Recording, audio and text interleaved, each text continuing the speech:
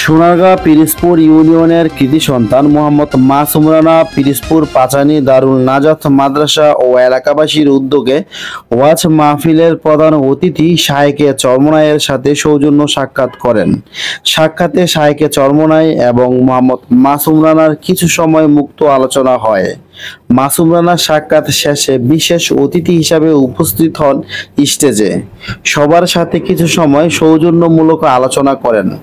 মাসুম রানা তার আলোচনায় বলেন, ওয়াজ মাহফিল, মসজিদ, মাদ্রাসা ও জন উন্নয়নমূলক কাজ সবসময় করে যেতে চান এবং পিরিজপুর ইউনিয়নকে দখলদার মুক্ত, সন্ত্রাসী মুক্ত একটি মডেল ইউনিয়ন হিসাবে রূপান্তরিত করতে সর্বোচ্চ চেষ্টা করবেন। সকলের সুস্থতা কামনা করে স্টেজ থেকে বিদায় নেন মাসুম রানা। এমকেএস মহিউদ্দিন, সময়ের আহ্বান, সোনারগাঁ, পিরিজপুর, পাচানি।